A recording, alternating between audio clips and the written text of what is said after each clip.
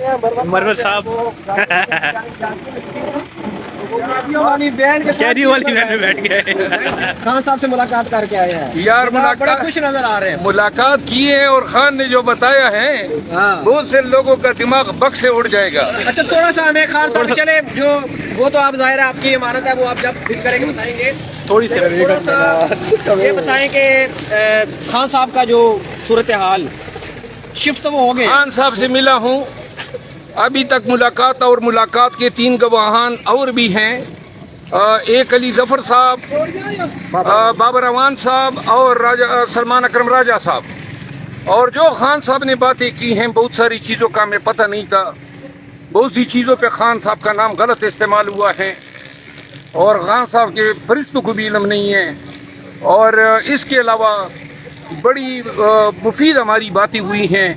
خان صاحب نے کچھ اپنے مسائل بتائے ہیں کہ جو اس کے ذہن میں جو ایشوز تھے جس پہ وہ ہمیں بریف کرنا چاہتے تھے، ان کی مجھے ہدایات ہیں سب کے سامنے کہ میڈیا پہ، الیکٹرانک سوشل میڈیا پہ آپ نے پاکستان تحریک انصاف اور خان صاحب کا پیغام پہنچانا ہے، اور میں ان کے ترجمان کی حیثیت سے اپنے فرائض کی انجام دہی جاری رکھوں گا۔ اور خان صاحب نے جو ہیں کچھ اور ہدایات دی ہیں کور کمیٹی کے لیے، بابر اعوان صاحب اور میں یہ دونوں پہنچائیں گے۔ کے پی میں کنونشن انعقاد کرانے کا انہوں نے حکم دیا ہے کہ کے پی کو پروسیڈ کرنا چاہیے، اور بہت ساری باتیں میں اس پہ اپنے دفتر میں۔ سر تھوڑا سا یہ بتائیے گا، خان صاحب شفٹ ہو گئے ہیں اڈیالہ جیل میں، تو ان کو کہتے تھے بی کلاس دی گئی ہے، لیکن اب سنا دوبارہ سی کلاس دے دی کوئی گئی۔ بی کلاس نہیں دی گئی ہے، سی کلاس دی گئی ہیں۔ اٹک میں جو حالات تھے وہ وہاں پہ بہتر تھے، یہاں پہ تھوڑے برے ہیں، کیونکہ وہاں پہ خان صاحب فرماتے ہیں کہ میں واک کر سکتا تھا، یہاں پہ واک کی جگہ نہیں ہے۔ اور باقی باتیں ہیں میں انشاءاللہ اپنے دفتر سر خان صاحب کا نمبر وہی ہے 804 ہی ہے؟ نہیں، ابھی تو میں نے قیدی کا نمبر نہیں پوچھا ہے، اچھا لیکن میں نے 2-3 جو سیکیورٹی اور جو میٹریس اور کھانا پینا، ٹی وی آج ان کو 5 بجے تک مل جائے گا۔ خان صاحب سے تقریباً لگ بھگ تھوڑا ادھر کرو، ابھی chairman P T I Imran Khan صاحب سے تقریباً لگ بھگ 1 گھنٹہ میری بابر اعوان صاحب کی، علی ظفر صاحب کی اور سلمان اکرم راجہ صاحب کی ملاقات ہوئی۔ علی ظفر صاحب تھوڑے تاخیر سے آئے۔ ملاقات میں ہم نے کیسز کے حوالے سے گفت و شنید کی۔ خان صاحب نے بہت ساری ہدایات دی، لیکن جو مجھ سے ریلیٹڈ ہیں، سب سے پہلی ہدایت ان کی یہ ہے کہ میں ان کے ترجمان کی حیثیت سے اپنے فرائض الیکٹرانک اور سوشل میڈیا پہ جو ہیں ادا کرتا رہوں۔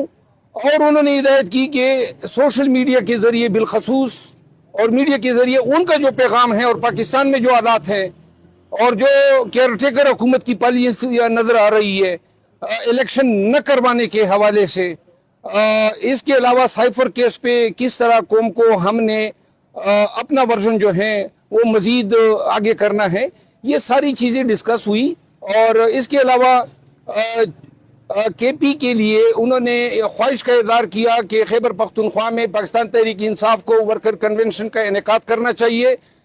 ڈاکٹر بابر اعوان صاحب جو ہمارے لیگل ٹیم کے سینئر وکیل ہیں، ان کو اور مجھے، چونکہ ہم دونوں کور کمیٹی کے ممبرز ہیں، انہوں نے کہا کہ کور کمیٹی میں یہ بات جو ہے اٹھائی جائے اور شیڈول جو ہے جاری کروا کے سب سے پہلے کے پی میں کنونشن کرائے جائے۔ انہوں نے اس خواہش کا بھی اظہار کیا کہ پاکستان تحریک انصاف جو ہیں اس کو جو مصلحت کے تحت جو پالیسی ہیں اب ان سے تھوڑا آگے جا کے پیچ پہ کھیلنا چاہیے۔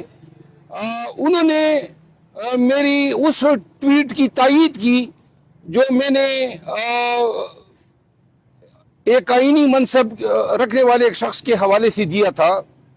کچھ اور باتیں ہیں جو میں اپنے دفتر میں جو ہیں جا کے بتاؤں گا، لیکن ایک بات انہوں نے کہی کہ مجھے آج کل بزدلوں کی کوئی ضرورت نہیں ہے، نہ مجھے بزدل چاہیے، بہادر دلیر لوگ جو ہیں ان کو چاہیے کہ آگے آئیں، پارٹی جو ہیں اس میں اس کی قیادت سنبھالیں۔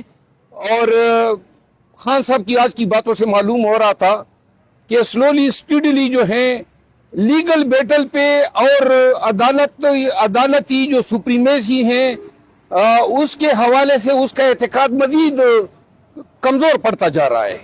ہم نے बाबर अवान साहब ने खान साहब को अपने तजर्बे की रोशनी में भी ब्रीफ किया और कुछ पॉलिसियां जो है हमने नई वज़ा करनी है और इंशाल्लाह खान साहब की हिदायत के तहत उन्होंने ये कहा है कि उमर नियाजी एडवोकेट जब को उनके पास भेजा जाए ताकि वो अहकामात जो हैं मुतल्लिका क्वार्टर्स के लिए भिजवा सके। हाँ, सब खुश थे या थोड़ा परेशान थे? खान साहब कभी परेशान नहीं होते हैं, मुश्किल से मुश्किल हालात में वो पुरसकून रहते हैं।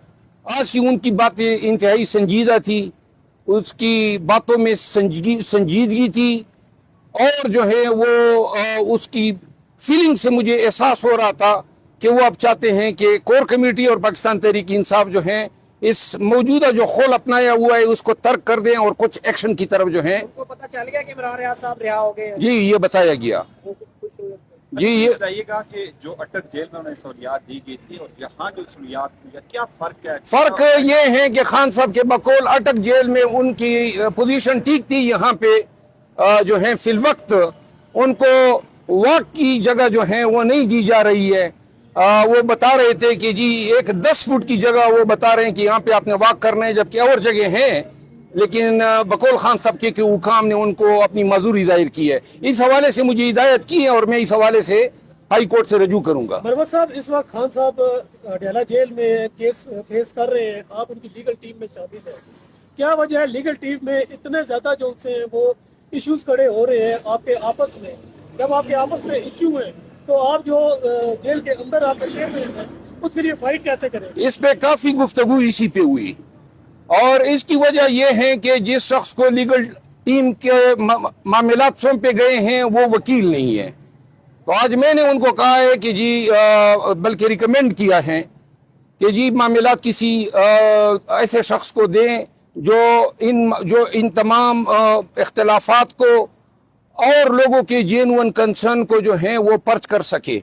दूसरी बात, और ये मेरा भी बयानिया था और ये बाबर अवान साहब ने भी यही बात की और खान साहब इससे एग्री कर गए हैं। दूसरी बात यह है कि खान साहब को ये अंदेशा है कि साइफर केस को भी तोशाखाना केस के तर्ज पे चलाया जाएगा और उसी तर्ज और तेज रफ्तारी से जो है उनको सजा देने की कोशिश की जाएगी।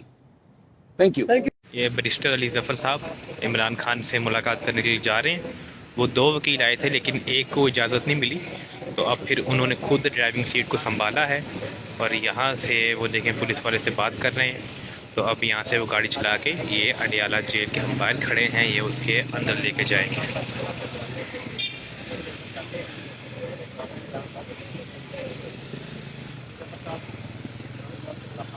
ये इनकी गाड़ी है।